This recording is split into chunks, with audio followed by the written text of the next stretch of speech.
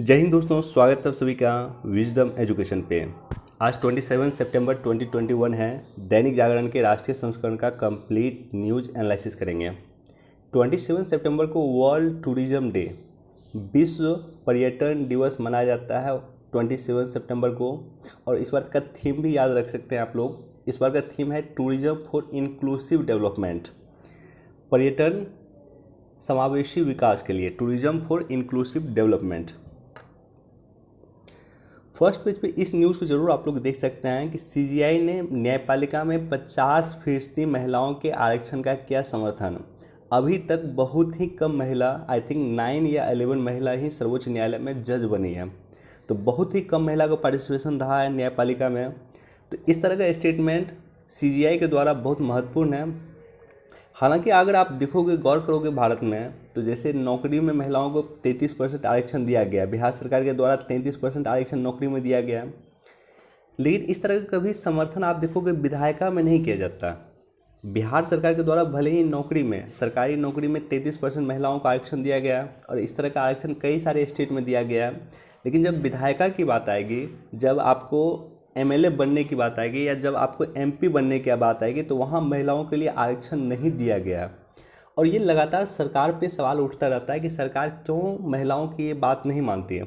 सरकार महिला सशक्तिकरण की बात करती है, महिलाओं के प्रोत्साहन की बात करती है, सरकार सरकारी नौकरी में महिलाओं को आरक्षण देती है, सरकार कॉलेज या यूनिवर्सिटी के एडमिशन में महिलाओं को आरक्षण देती है, लेकिन सरकार कभी भी विधायिका में आरक्षण नहीं देती है। बाकी इसको एक बार पढ़ लेना आप लोग, ये बहुत लंबा टॉपिक है महिला सशक्तिकरण, कभी बाद में डिस्कस कर दूंगा इस पर। नक्सलियों के खिलाफ केंद्र ने शुरू किया निर्णायक लड़ाई। अमित शाह जी की अध्यक्षता में नक्सल प्रभावित 10 राज्यों के मुख्यमंत्री ने एक बैठक में पार्टिसिपेट किया है कि नक्सली की समस्या जो भारत में है, उस समस्या का समाधान बेसिकली किस तरह से करना। और इन्होंने बताया कि 23% नक्सली समस्या में 23% कमी आई है वर्तमान में, और 21% मृत्यु में कमी आई। नक्सली के कारण जो लोग मारे जाते हैं उसमें कमी आई है 21%। तो इस तरह का कुछ बातें किया गया है कल के मीटिंग में। देखो, सबसे पहले तो बेसिक समझते हैं कि नक्सलवाद की शुरुआत कब से हुई भारत में और नक्सलवाद क्या है। तो भारत में नक्सली घटना की शुरुआत 1967 से होता है।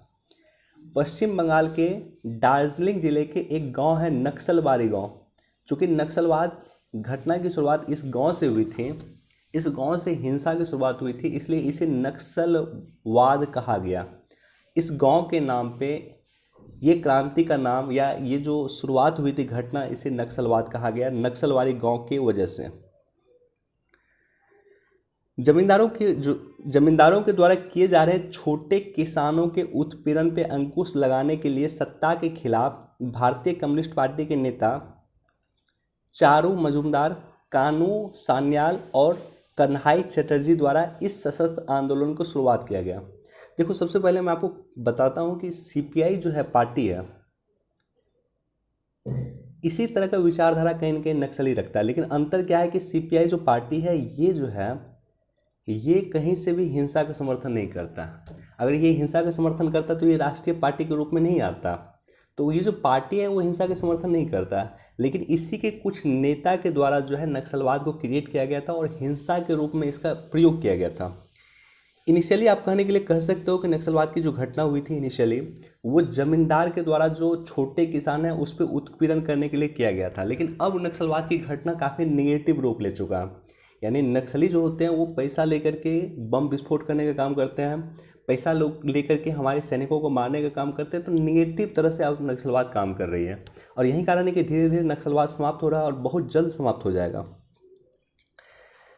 यह आंदोलन चीन के कम्युनिस्ट नेता माओ के नीतियों का अनुगामी था। जिस तरह से चीन में माओ ने किया, उसी का अनुगामी इस तरह से ये नेता करते थे या ये आंदोलन करते थे। आंदोलनकारियों का मानना था कि भारतीय मजदूरों और किसानों की दुर्दशा के लिए सरकार की नीति जिम्मेदार है, ये मानना था नक्सलियों का। अब देखो, इसी में एक टर्म यूज होता है रेड कॉरिडोर। आपने कई बार सुना होगा ये term red corridor. Red corridor को 2018 में पुनः परिभाषित किया गया था या पुनः चिन्हित किया गया था।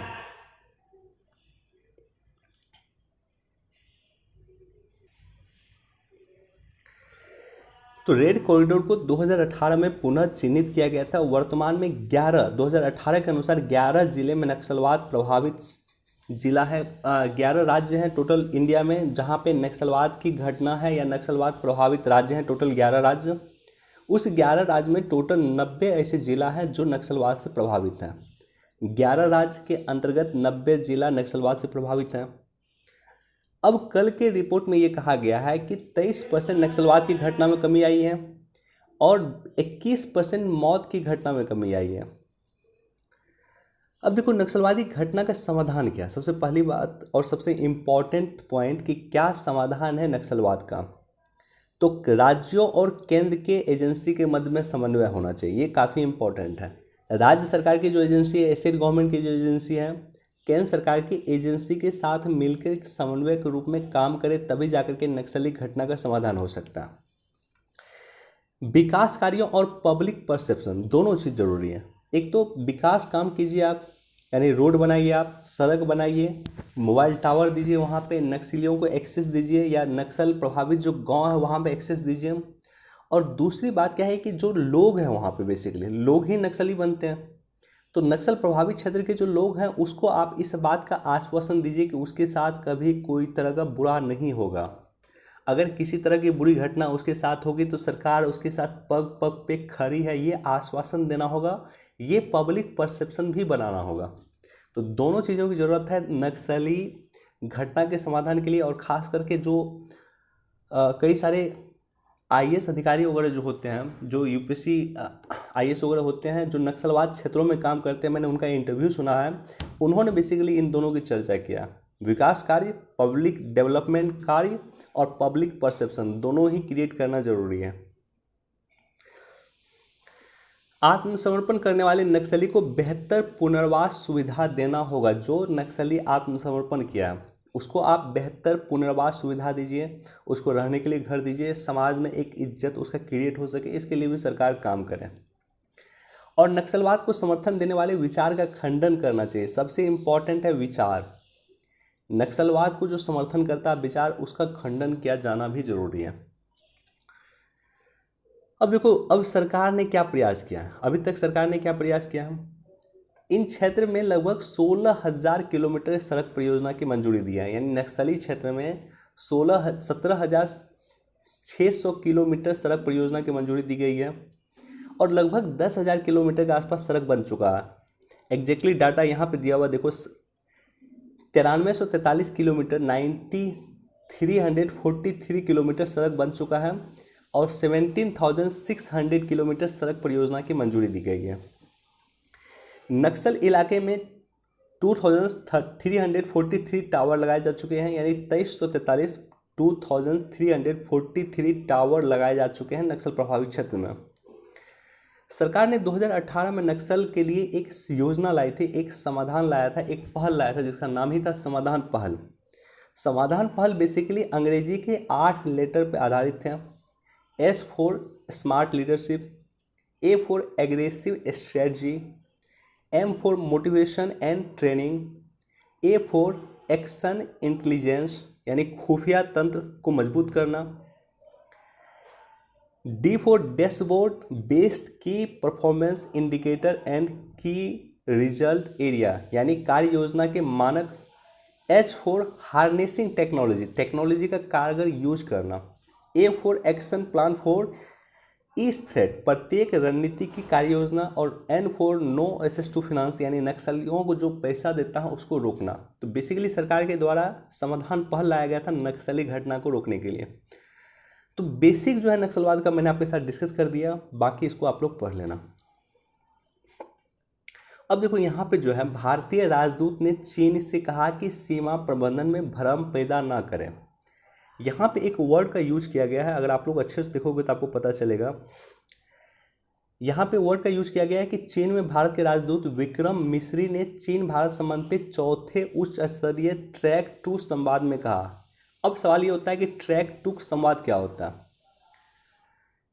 देखो ट्रैक 1 संवाद सबसे पहले समझते हैं क्या होता है। ट्रैक 1 संवाद में जो है ऑफिशियल डिस्कशन होता है, बेसिकली हाई लेवल पॉलिटिकल या मिलिट्री लीडर का ऑफिशियल डिस्कशन होता है। जैसे हमारे देश के प्राइम मिनिस्टर गए अमेरिका और वहाँ के राष्ट्रपति से मुलाकात की, तो ये ट्रैक 1 डिप्लोमेसी हो गया।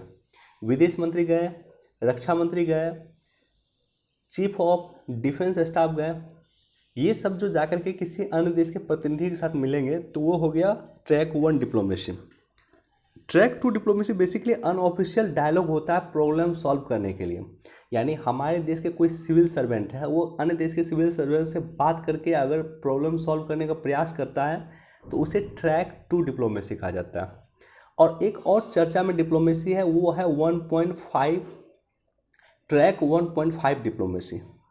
इसमें क्या होता है कि ऑफिशियल और नॉन ऑफिशियल दोनों ही लोग इसमें पार्टिसिपेट करते हैं। चीन के साथ हम ट्रैक 1.5 डिप्लोमेसी भी कर रहे हैं। यानी जैसे मान लेते हैं कि हमारे देश के जो रक्षा सेक्टर है, या कह सकते हैं कि सेना के जो सर्वोच्च अधिकारी है वो अधिकारी, और साथ ही साथ कुछ डिप्लोमेट वगैरह मिलकर के भी बातचीत करते हैं, तो वो ट्रैक 1.5 डिप्लोमेसी में आएगा।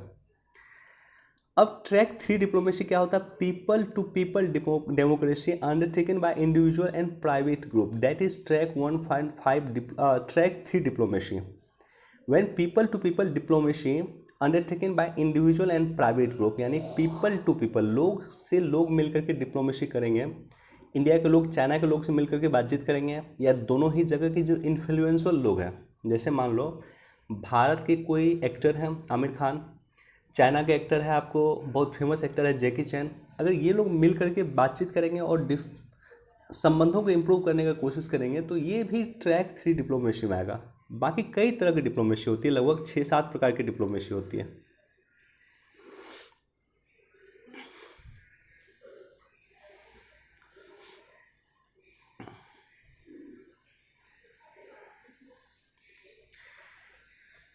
देखो यहाँ पे ये न्यूज़ काफ़ी इंपॉर्टेंट है, क्वाड देशों से बाहर होगी चीन की कंपनियां, इसको लेकर के नीचे भी एक न्यूज़ है।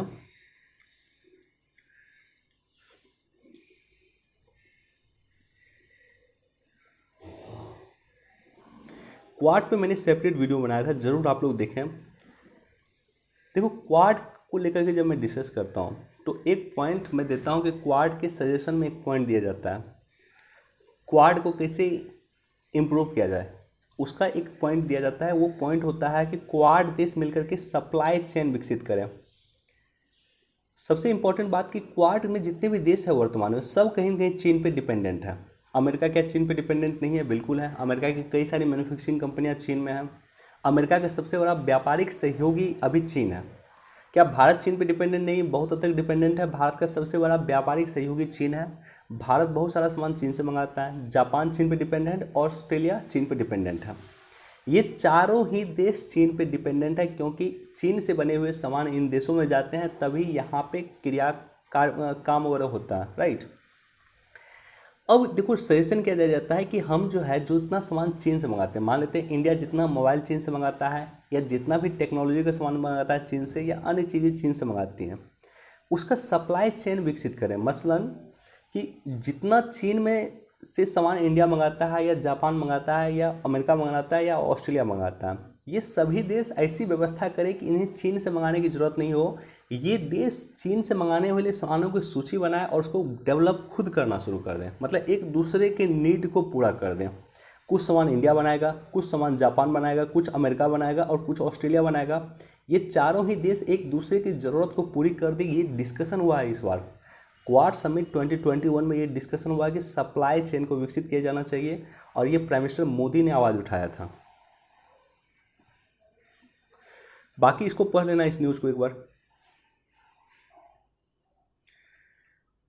पीएम मोदी आज करेंगे डिजिटल स्वास्थ्य मिशन का आगाज। डिजिटल स्वास्थ्य मिशन में क्या होगा कि अगर मान लो तो आप किसी डॉक्टर के यहाँ दिखाने के लिए जाओगे, आपके पास एक हेल्थ आईडी कार्ड होगा। जिस तरह से आधार कार्ड होता है उसी तरह से आईडी कार्ड होगा। उस आईडी में एक यूनिक आईडी आपको मिला होगा। आपको एक यूनिक आईडी नंबर मिला होगा, जिस तरह से आपको आधार में मिलता है। उस यूनिक आईडी को वो डॉक्टर क्या करेंगे, एक ऐप खोलेंगे, ऐप में डालेंगे, वो यूनिक आईडी इंटर करेंगे, और आपका जितना भी रिपोर्ट है सब वहाँ पे आ जाएगा कि आपने अभी तक किस किस डॉक्टर से दिखाया, अभी तक क्या क्या समस्या हुई है आपको, क्या क्या प्रॉब्लम आपको हुआ है, सारा का सारा डेटा आपका आ जाएगा। कब? क्या प्रॉब्लम रहा नहीं रहा सारा रिकॉर्ड आ जाएगा। तो इसी का आगाज़ आज प्राइम मिनिस्टर मोदी के द्वारा किया जाएगा। इसे कहा गया डिजिटल स्वास्थ्य मिशन, नेशनल डिजिटल स्वास्थ्य मिशन। अब देखो इसका मैं यहाँ पे ऑलरेडी दिया हुआ सारा पॉइंट, इसको पढ़ लेना आप लोग। जो चीज़ें मैंने बताया वही पॉइंट यहाँ पे दिया हुआ। बेसिकली मुझे डिस्कस क्या करना है कि इसका क्या पॉजिटिव इम्पैक्ट है और क्या इसका नेगेटिव इम्पैक्ट है। पॉजिटिव इम्पैक्ट इसका क्या है कि ईज ऑफ ट्रीटमेंट, यानी चिकित्सा जो करने में यानी ट्रीटमेंट करने में आसानी होगी डॉक्टरों को, क्योंकि डॉक्टर के पास आपका हर एक रिपोर्ट रहेगा, हर एक डाटा रहेगा। डॉक्टरों को बेहतर डाटा मिलेगा। One nation one ID card का कॉन्सेप्ट है।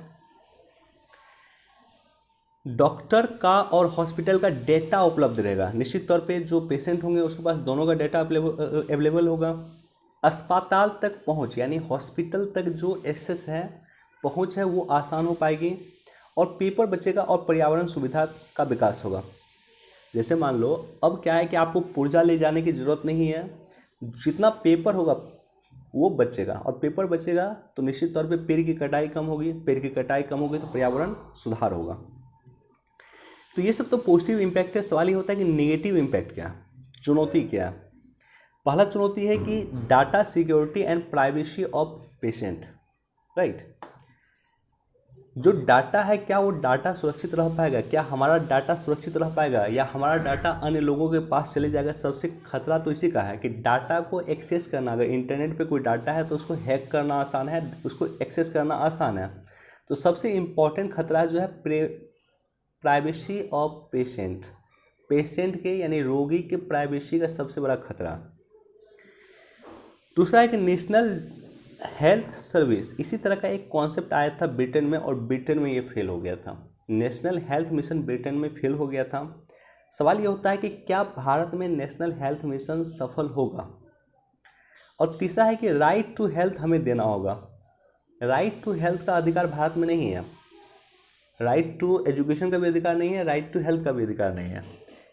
राइट टू हेल्थ देना होगा, यानी अगर आपकी कोई भी स्वास्थ्य तबीयत खराब होती है तो आपको सरकार जो है मुफ्त में सारा का सारा इलाज कराएगी। तो इसी को कहा गया राइट टू हेल्थ।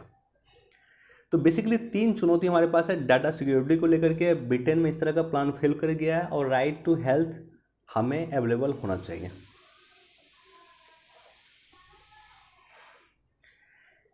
एक बार इसको भी आप लोग पढ़ लेना।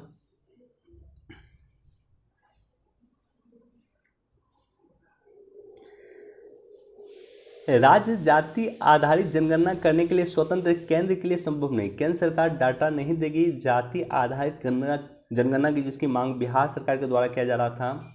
बिहार सरकार लगातार सेंट्रल गवर्नमेंट से डिमांड करती थी कि आप हमें जाति आधारित जनगणना का रिकॉर्ड दीजिए। केंद्र सरकार नहीं दे रही है और केंद्र सरकार का कहना है कि बिहार सरकार अगर चाहे तो खुद जाति आधारित जनगणना करवा सकती है। और साउथ में कुछ राज्य ऐसे हैं जिन्होंने अपनी खुद के खर्चे पे जाति आधारित जनगणना करवाया है। तो ये कोई नई बात नहीं है, केंद्र सरकार का भी यही सजेशन है। श्रीनगर में पहली बार हौसले और साहस का एयर शो। देखो श्रीनगर में पहली बार जो है एयर शो हुआ है और कश्मीर में 14 साल के बाद इस तरह का एयर शो हुआ है। तो निश्चित तौर पे जम्मू एंड कश्मीर में जो हम आर्टिकल 370 रिमूव किया था भारत सरकार ने, उसका एक पॉजिटिव इम्पैक्ट अब कश्मीर के क्षेत्रों में दिख रहा है।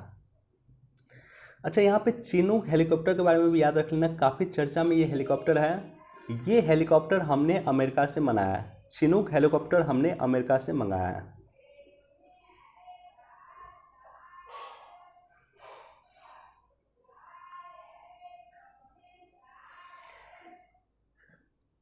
सितंबर को अंतर्राष्ट्रीय नदी दिवस मनाया जाता है। कल प्राइम मिनिस्टर मोदी के मन की बात में उन्होंने इसका जिक्र किया था, तो वो देख ले जाकर के। मन की बात वैसे भी सुनना चाहिए जब प्राइम मिनिस्टर मोदी का जो संबोधन होता है नॉर्मली।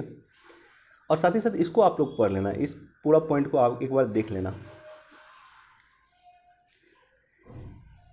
उड़ीसा और आंध्र प्रदेश के तट से टकराया गुलाब के बारे में मैं डिस्कस नहीं करूंगा। गुलाब जो है चक्रवात है और ये गुलाब चक्रवात का नाम दिया है पाकिस्तान के द्वारा। आई रिपीट, गुलाब चक्रवात का नाम पाकिस्तान के द्वारा दिया गया है। कल ऑलरेडी हमने इस पर डिस्कस किया था, आज हम इस पर डिस्कस नहीं करेंगे।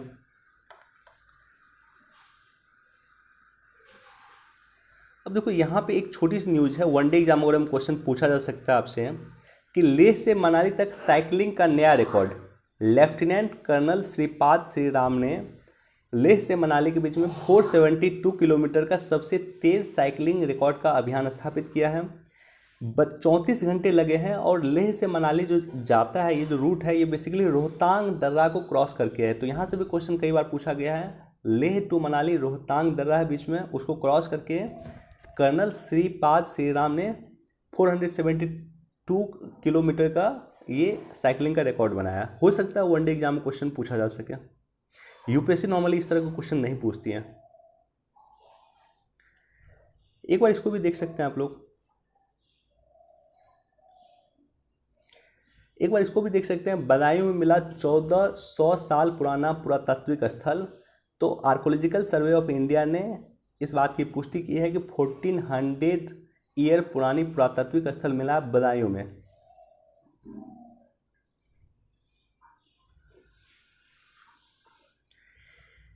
एडिटोरियल इंपॉर्टेंट नहीं है आज का, थोड़ा बहुत जो कुछ पॉइंट दिया हुआ यहाँ पर मैंने हाईलाइट किया है, आप लोग खुद से पढ़ लेना इसको।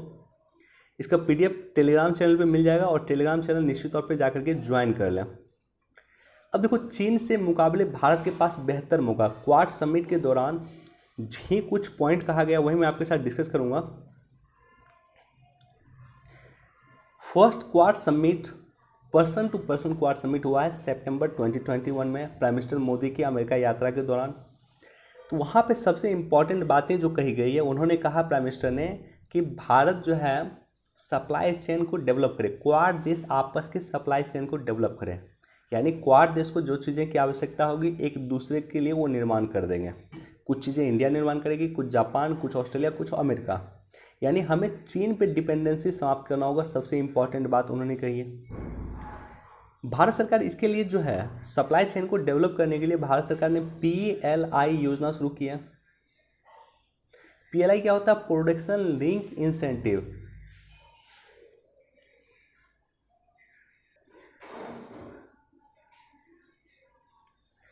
प्रोडक्शन लिंक इंसेंटिव मतलब प्रोडक्शन के आधार पर इंसेंटिव, जितना प्रोडक्शन होगा उतना इंसेंटिव दिया जाएगा।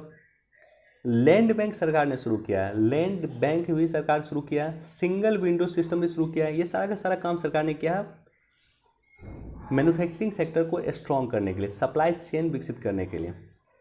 अब PLI योजना जो सरकार शुरू की है उसका टारगेट है कि $153 बिलियन के निवेश को आकर्षित करना, ये सरकार का टारगेट है। अब देखो, एक इम्पॉर्टेंट पॉइंट इस न्यूज़ में चर्चा किया गया है और वो चर्चा किया गया चौथी औद्योगिक क्रांति में भारत की भूमिका को लेकर के। भारत प्रथम औद्योगिक क्रांति, दूसरी औद्योगिक क्रांति, तीसरी औद्योगिक क्रांति, ये तीनों से बाहर रहा, तीनों में पार्टिसिपेट नहीं किया। चौथी औद्योगिक क्रांति में भारत की महत्वपूर्ण भूमिका हो, इसको लेकर के हमेशा चर्चा रहती है। और चौथी औद्योगिक क्रांति संबंधित किससे है? तो चौथी औद्योगिक क्रांति संबंधित होगा आर्टिफिशियल इंटेलिजेंस से संबंधित होगा, क्लाउड कंप्यूटिंग से संबंधित होगा, राइट। तो जितने भी टेक्नोलॉजी है आर्टिफिशियल इंटेलिजेंस को लेकर के, जैसे ब्लॉकचेन टेक्नोलॉजी हो गया, क्लाउड कंप्यूटिंग हो गया, रोबोटिक्स हो गया, मशीन लर्निंग हो गया, ये सारे के सारे चीज़ों से संबंधित होगी चौथी औद्योगिक क्रांति। और चौथी औद्योगिक क्रांति में भारत की महत्वपूर्ण भूमिका हो, ये भी इस न्यूज़ से संबंधित है, इसमें चर्चा किया गया। बाकी इसको एक बार डिटेल से पढ़ लेना आप लोग।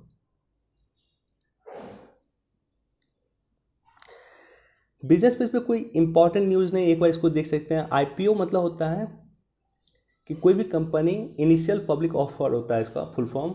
इसका मतलब होता है कि कोई भी कंपनी जब नया नया शेयर जारी करती है तो उसे IPO कहा जाता है।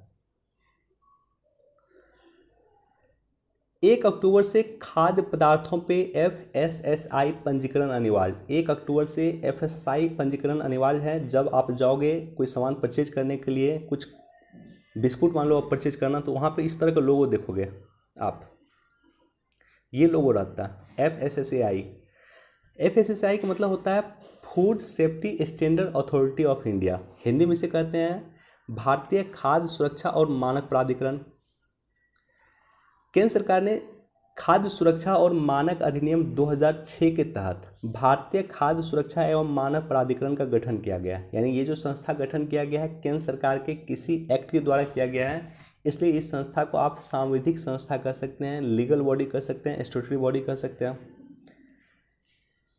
इसका संचालन किया जाता है स्वास्थ्य और परिवार कल्याण मंत्रालय के तहत इस संस्था के संचालन किया जाता है। और FSSAI मानव उपयोग के लिए पौष्टिक खाद्य पदार्थ उत्पादन, भंडारण, बिक्री, आयात की सुविधा आदि को सुनिश्चित करने का काम करती है। तो बेसिकली जो खाना आप खाते हैं या जो आपको सामान मिलता है वो सामान पौष्टिक होना चाहिए, अच्छा होना चाहिए। तो इसके लिए बेसिकली FSSAI काम करती है।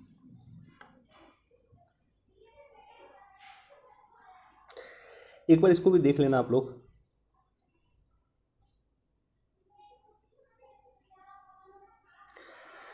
चलिए आज हमारे पास इतना ही न्यूज़ था। वीडियो देखने के लिए धन्यवाद। Thank you so much.